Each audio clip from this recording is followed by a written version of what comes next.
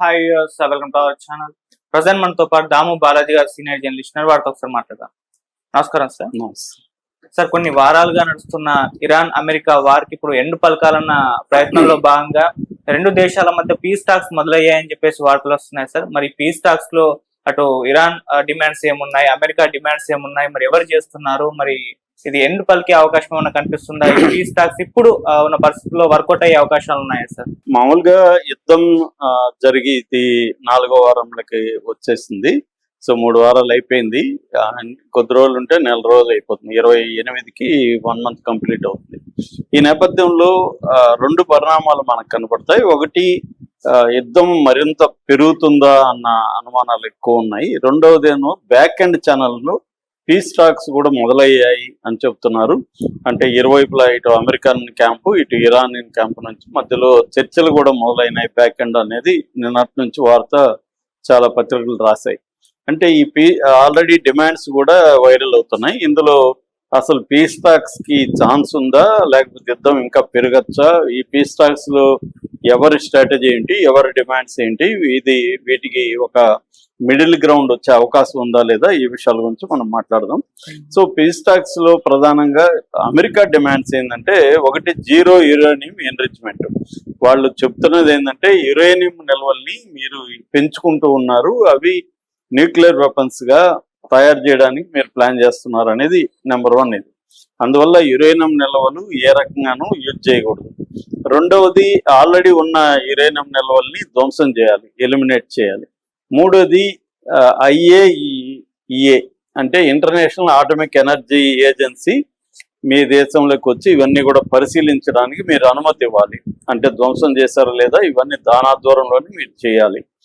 Next ఏంటంటే, missiles ని develop చేయడం కనీసం ఒక 5 ఏళ్ళు ఆపేయాలి. మీరు మిసైల్స్ ఏ రకంగానూ డెవలప్ చేయకూడదు.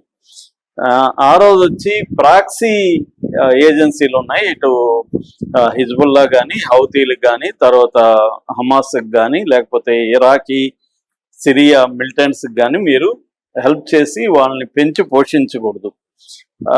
నెక్స్ట్ వచ్చి, రీజనల్ ఆర్మ్స్ కంట్రోల్లో భాగంగా మీరు మారాలి.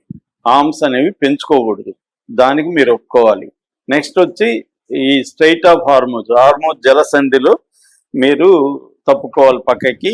అది ఇంటర్నేషనల్గా ఉండే ట్రావెల్ని, సీ ట్రావెల్ని మీరు ఆపకూడదు, నౌకల్ని ఆపకూడదు. ఇది బేసిక్గా అమెరికా కండిషన్లు. అంటే ప్రధాన విషయాలు 3 రకాలుగా చెప్పుకోవాలంటే, ఒకటి, న్యూక్లియర్ వెపన్స్కి దారితీసే పద్ధతి ఉండకూడదు. 2, మిసైల్స్ని మీరు పెంచకూడదు. 3, రీజనల్ ఇన్ఫ్లుయెన్స్లోకి మీరు రాకూడదు. ఇక హార్మోజ్, ఇది ప్రధానమైన డిమాండ్లు అమెరికాది. ఇరాన్ వైపు నుంచి డిమాండ్లు ఏంటంటే, ఒకటి, సీజ్ ఫైర్, వెంటనే యుద్ధాన్ని ఆపాలి. 2, ఫర్దర్గా ఫ్యూచర్లో మా మీద దాడులు చేయమని ఇంటర్నేషనల్ గ్యారంటీ ఇవ్వాలి. 3, మాకు ఈ యురేనియం నిల్వలను కంప్లీట్గా ధ్వంసం చేయమని చెప్పకూడదు. ఎందుకంటే మేము అన్ని దేశాల్లో వాడుతున్నట్టే దాన్ని సివిల్ న్యూక్లియర్ ఎనర్జీ కోసం వాడతాం, న్యూక్లియర్ విద్యుత్తు కోసం వాడతాం తప్ప మేము మేము తయారు చేయము. మేము తయారు చేయొద్దని మేము డిసైడ్ అయినాం. అందుకనే NPTలో, నాన్ ప్రొలిఫరేషన్ ట్రీటీలో ఉన్నాము. అట్లాగే అంతర్జాతీయ అణు విద్యుత్తు ఈ ఆటమిక్ ఏజెన్సీని కూడా మేము అలో చేస్తూనే ఉన్నాం గతం నుంచి కూడా. కాబట్టి మేము సివిల్కి వాడే అది మా రైట్. అది ప్రపంచంలో అనేక దేశాలు సివిల్కి న్యూక్లియర్ ఎనర్జీ వాడుతున్నాయి, మేము కూడా వాడతాం. దాన్ని అడ్డుకునే హక్కు మీకు లేదు అని చెప్తుంది. అలాగే కాంపన్సేషన్ ఇవ్వాలి. అంటే ఇప్పుడు మా దేశానికి ఈ యుద్ధం మేము తెచ్చింది కాదు, మీరిద్దరు వచ్చి మా మీద అటాక్ చేసి మా ఆస్తుల్ని ధ్వంసం చేశారు, మా నాయకులను చంపారు, కాబట్టి మీరు కాంపన్సేషన్ ఇవ్వాలి. ఇందులో ఒకటి ఏంటంటే, ఫ్రోజన్ అసెట్స్ని వదలాలి. ఫ్రోజన్ అసెట్స్ అంటే అర్థం ఏంటంటే, ఇరాన్ మీద 1979 నుంచి ఆంక్షలు పెట్టారు. ఎందుకంటే 1979కి ముందు షా ప్రభుత్వం అనేది అమెరికాకు తొత్తుగా ఉంది. ఆ తొత్తుగా ఉన్న నిరంకుశ ప్రభుత్వాన్ని ప్రజలందరూ తిరుగుబాటు చేసి దాన్ని తొలగించుకొని ఖమేనీ నాయకత్వంలో ప్రభుత్వాన్ని ఏర్పాటు చేశారు. అప్పటి నుంచి పెట్టింది. మధ్యలో ఒబామా వచ్చి కొంత ఒప్పందం చేసుకున్నాడు. మళ్ళీ 2 ఏళ్ల తర్వాత ట్రంప్ వచ్చి దాన్ని క్యాన్సిల్ చేశాడు. అప్పటి నుంచి కూడా ఆంక్షలు కొనసాగుతున్నాయి. ఈ ఆంక్షల వల్ల ఏమవుతుందంటే ఇరాన్ ఆస్తులు విదేశాల్లో ఉన్నవి ఫ్రోజ్ అయిపోయినాయి. వాటిని అమ్మడానికి లేదు, వాటిని ఏమి చేయడానికి లేదు. అవి అలాగా ఫ్రీజింగ్ లో ఉన్నాయన్నమాట. ఆస్తులు కావచ్చు, లేకపోతే ఇరాన్ అమ్మగా డీజిల్ పెట్రోల్ అమ్మినప్పుడు, క్రూడ్ ఆయిల్ అమ్మినప్పుడు ఆ డబ్బులు రావాల్సి ఉంది. ఆ డబ్బులు కూడా వివిధ బ్యాంకుల్లో ఆగిపోయినాయి, ఆ డబ్బులు కూడా రావట్లేదు. సో ఇలాగా దాదాపు చైనా దగ్గర నుంచి అనేక దేశాల్లో ఇరాన్ ఆస్తులు కావచ్చు, ఇరాన్ పేమెంట్స్ కావచ్చు, బ్యాంకులో ఉండే డబ్బులు కావచ్చు, వివిధ ఫారిన్ బ్యాంకుల్లో ఉండే ఇవన్నీ కూడా ఫ్రీజ్ అయిపోయినాయి. దాదాపు ఇది 100 నుంచి 120 బిలియన్ డాలర్ల వర్త్ ఆస్తులు కావచ్చు, డబ్బు కావచ్చు ఆగిపోయింది. దీన్ని వదలమని చెప్తుంది ఇరాన్. సో దాని తర్వాత లిఫ్టింగ్ శాంక్షన్స్, ఇరాన్ మీద ఉన్న ఆంక్షలు ఏవైతే ఉన్నాయో అవి ఎత్తేయాలి. అది కూడా ఇమీడియట్ ఎత్తేయాలి, దశల వారీగా అట్లా కాదు, ఇప్పుడే విత్ ఇన్ 60 days లో అవి ఎత్తేసేయాలి. అట్లాగే ఈ అమెరికా బేస్లు ఉన్నాయి కదా గల్ఫ్ కంట్రీస్ లో, దాదాపు 19 బేసెస్ ఉన్నాయి, మిలిటరీ బేస్లు. దాన్ని తీసేయాలి. మీరు మా చుట్టూ ఒక బేస్ ఏర్పాటు చేసుకుని మమ్మల్ని దిగ్బంధంలో ఉంచుతున్నారు, సో దాన్ని తీసేయాలి. నెక్స్ట్ వచ్చి ఈ హార్ముజ్ జలసంధిలో ఇక మీదట ఎవరు వెళ్ళినా మాకు ట్యాక్స్ లాంటిది కట్టాలి. న్యూ లీగల్ ఫ్రేమ్వర్క్ మేము ఏర్పాటు చేస్తాం, ఎందుకంటే మాకు నష్టం జరిగింది కాబట్టి అనేది ఈ డిమాండ్. సో ఇద్దరి డిమాండ్లు కూడా ఎక్స్ట్రీమ్ గా ఉన్నాయి. మ్యాక్సిమలిస్ట్ డిమాండ్స్ అంటారు వీటిని, అంటే గొంతమ్మ కోరికలు అంటారు.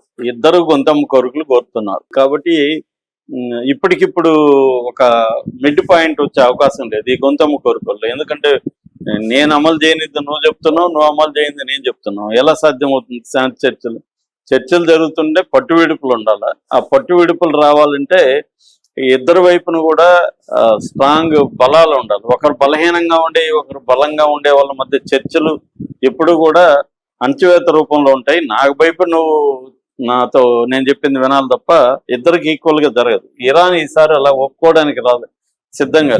అంటే అమెరికా చెప్పేవన్నీ చూస్తే కంప్లీట్ సరెండర్ అవ్వాలి. ఇక్కడ విచిత్రం ఏంటంటే దాదాపు 9 దేశాల్లో న్యూక్లియర్ వెపన్స్ ఉన్నాయి. అందులో 5 లీగల్ గా ఓపెన్ గా ఉన్నాయి, ఇంకొక 4 దాంట్లో లేదు, ఎన్పిటిలో కానీ ఎక్కడా లేవు. అందులో India, Pakistan, north Korea, Israel దగ్గర బాంబులు ఉన్నాయి, న్యూక్లియర్ వెపన్స్ ఉన్నాయి. దాదాపు 80 నుంచి 200 వరకు ఇజ్రాయెల్ దగ్గర వార్ హెడ్స్ ఉన్నాయని చెప్తున్నారు. సో ఒక అణుబాంబు ఉన్న 2 దేశాలు అణుబాంబు లేని ఒక దేశం మీదకి నువ్వు అణుబాంబు తయారు చేస్తావు, మా మీద దాడి చేస్తావు అని వచ్చి కొట్టడం అనేది ఎంత విచిత్రం అంటే నీ దగ్గర ఆయుధాలు లేవు కానీ నా దగ్గర ఆయుధాలు ఉన్నాయి, నీ దగ్గర ఆయుధాలు సంపాదిస్తావేమో, సంపాదించి నా మీద అటాక్ చేస్తావేమో, కాబట్టి నేను నీ మీదకి వచ్చి నిన్ను కొట్టడం అనమాట. ఇది జరుగుతుంది అక్కడ. సో దీన్ని ప్రపంచవ్యాప్తంగా ఓన్లీ 3 దేశాలే ఖండించాయి. ఒకటి రష్యా, చైనా, సోమాలియా. ఇంకే దేశం కూడా దీన్ని ఖండించట్లేదు. అన్ని కూడా ఇరాన్ ఖండిస్తున్నాయి. అంటే దాడి చేసిందేమో ఇజ్రాయెల్, అమెరికా, దానికి ప్రతి దాడి చేసిందేమో ఇరాన్, కౌంటర్ అటాక్ లేదా రిటాలియేషన్ చేసిందేమో ఇది. మామూలుగా మన స్కూల్లో ఇలా పిల్లల మధ్య గొడవలు వచ్చినప్పుడు ఫస్ట్ వాడు కొడతాడు, వీడు తిరిగి కొడతాడు. ఇద్దరిని ఘాటు కట్టి నువ్వు ఇదే తప్పురా, నువ్వు తిరిగి కొట్టుండకూడదు, నువ్వు కొట్టినప్పుడు నాకు అది చెప్పాలని అంటుంటారు. సో అలాగా ఉంది అనమాట ఇది. అంటే ఇరాన్ కొడితే కొట్టించుకోవాలి తప్ప ఇరాన్ తిరగబడకూడదు అనే ధోరణి ఇవాళ వెస్ట్రన్ కంట్రీస్ లో కానీ మన ఇండియా లాంటి దేశాల్లో కూడా మౌనంగా ఉంటే అర్థం అదే కదా. ఖండించలేదంటే కూడా అర్థం అదే. నువ్వు ఎవడని దాడి చేస్తాను నేను మౌనంగా ఉంటాను సార్, బ్యాలెన్స్ గా ఉంటాను అంటే అర్థం ఏంటి? బలవంతుడి పట్ల ఉండడమే లెక్క. బలహీనుడి పట్ల జరిగే దాడి నువ్వు ఖండించకపోతే నువ్వు బలవంతుడి పట్ల ఉన్నట్టే. నీ మౌనం అదేమి ఏదో గొప్ప విషయం కాదు, క్లియర్ గా నువ్వు బలవంతుల పట్ల ఉన్నావు. సో అలాగా ఇప్పుడు ఎక్కువ మంది ఏంటంటే అమెరికాకు భయపడి కూడా ఖండించరు. ఇండియా లాంటిది అమెరికాకు భయపడి ఖండించలేదు. ఎందుకు వచ్చిన గొడవ ఇప్పుడు ఖండిస్తాం, మళ్ళీ అమెరికాకు మనం ఎనిమి అవుతాం అనేది భయం ఉంది. అంతే కదా, ఎవడన్నా ఒక పెద్ద రౌడీ ఒకటి కొడుతుండే మనం ఎందుకు ఆపు, వాడు మనల్ని కొడతాడేమో, అంత తప్ప ఇక్కడ ఏమి న్యాయం అన్యాయం లేదు. మనల్ని రక్షించుకుందాం, మనకెందుకు వాడిని కొడితే కొట్టుకొని అన్న ధోరణిలో ఎక్కువ మంది ఉంటారు. సో ఈ నేపథ్యంలో ఇరాన్ కూడా ఈసారి వాళ్ళ అమెరికా పెట్టి కండిషన్లు సరెండర్ అయిపోవాలనేది లేదు. ఎందుకంటే ఇప్పుడు వాళ్ళు దాడి చేసి ఇదే చర్చలు యుద్ధం ముందు కూడా జరుగుతున్నాయి. అప్పుడు చర్చల మధ్యలోనే కొట్టాడు. దాన్ని ఎవరో అడిగితే కూడా సర్ప్రైజ్ అటాక్ అంటే అలాగే ఉంటది అంటున్నాడు. మరి అలాంటప్పుడు అమెరికాని ఎలా నమ్ముతారు ఎవరైనా? సో నువ్వు ఎప్పుడైనా చర్చలు అంటే నువ్వు కొడతావు, కాబట్టి మేమెందుకు చర్చలకు రావాలి, మేము కూడా యుద్ధం చేస్తాం కానీ అన్న పద్ధతిలో ఇరాన్ ఉంది.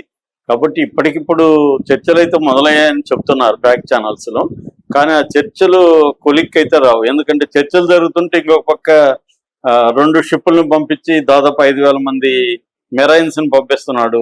48 గంటలు డెడ్ లైన్ పెట్టాడు. ఆ డెడ్ లైన్ ఎందుకు ఆమోదిస్తుంది ఇరాన్? ఆమోదించదు.